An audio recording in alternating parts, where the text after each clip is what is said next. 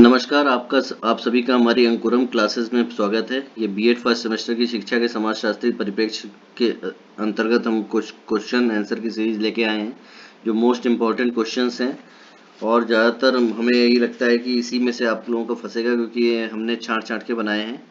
तो शुरू करते हैं हम आज का अपना वीडियो। इसमें है कि हमारी परंपरा में कौन सा तत्व मुख्य नहीं है। तो जो हमारे जो भारतीय संस्कृति है उसमें भोगवाद नहीं आता है। इसके बाद जो हमारा नेक्स्ट क्वेश्चन है वो है जनतंत्र जो होता है वो जनता का, जनता के द्वारा और जनता के लिए होता है। ये शब्द किसने कहे हैं? तो अब्राहम लिंकन जी ने ये शब्द बोले थे। फिर है कि भारत में जनतंत्रीय नागरिकता के विकास का शैक्षिक उद्देश्य किसने कहा है?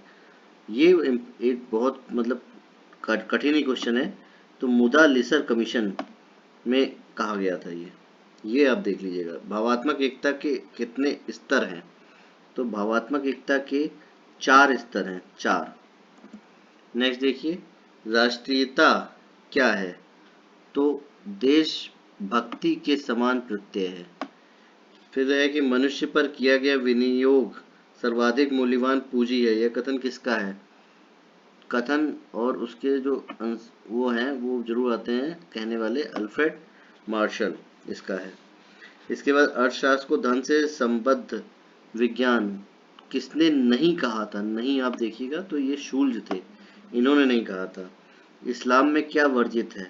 तो इस्लाम में चित्रकारी वर्जित है, बाकी सब होती है, उपासना, व्रत, अभिवादन सब होता है, लेकिन चित्रकारी नहीं होती है। ये वर्जित माना जाता है कि जो ये चित्रकारी है वो इस्लाम में वर्जित है।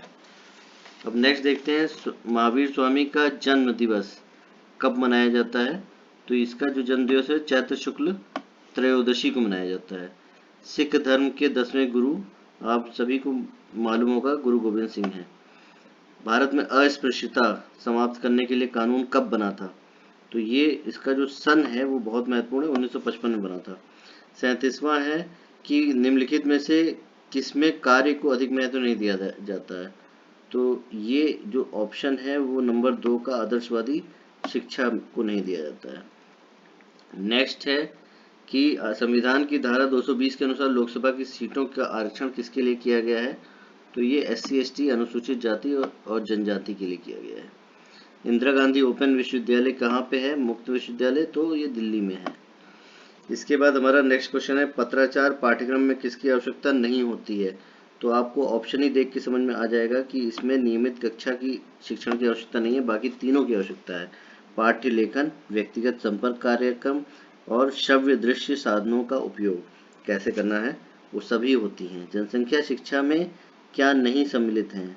तो इसमें जो भाषा समस्या है वो सम्मिलित नहीं है, बाकी सब सम्मिलित है। इसमें था यौन शिक्षा, शरणार्थी समस्या और गर्भ समापन, ये सभी हैं, लेकिन भाषा समस्या नहीं है। नेक्स्ट देखते हैं, यूनेस्को अंतर्राष्ट्रीय शिक्षा आयोग 1972 के अध्यक्ष कौन हैं?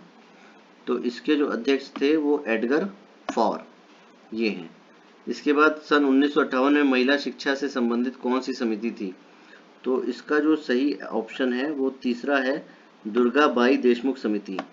आप हमारे साथ करते चल रहे होंगे तो आपका भी एक बार रिवीजन हो जाएगा, जिनको नहीं पता है वो अपना याद कर लें। सन 2-3 बार पढ़ेंगे अपने आप याद हो जाएगा। सन 2001 की जनगणना के अनुसार साक्षरता प्रतिशत कितना है? तो 54% और 2011 के अनुसार 74.04%, जैसा हम पिछले वाले उसमें ला भी चुके हैं। अंतर्राष्ट्रीय विकलांग वर्ष कब घोषित हुआ था? तो ये 1981 में घोषित हुआ था अंतर्राष्ट्रीय विकलांग वर्ष। नेक्स्ट देखिए, भारत में विकलांग दिवस कब मनाया जाता है? तो इसको मनाने का जो वो है मार्च का तृतीय जो रविवार है उसको मनाया जाता है। फिर है कि निम्नलिखित में से किसका संबंध समानता से नहीं है? तो बाकी सारे संबंधित हैं इससे, बाकी अधिगम पठार नहीं है। अल्पसंख्यकों की शिक्षा, विकलांगों की शिक्षा, प्रदेश के नियम, ये सब हैं, लेकिन अधिगम पठार नहीं है। उसके बाद निम्नलिखित में से कौन सा आदर्श संविधान की भूमिका में बाद में जोड़ा गया? तो ये ज़्यादातर लोगों को पता होगा कि धर्मनिरपेक्षता जो शब्द है वो बाद में जोड़ा गया था। इसके बाद है कि सामाजिक वंचन सर्वाधिक था किस समय में? तो सामाजिक वंचन जो सर्वाधिक था वो हमारा था ब्रिटिश काल में। इसका ऑप्शन ये है।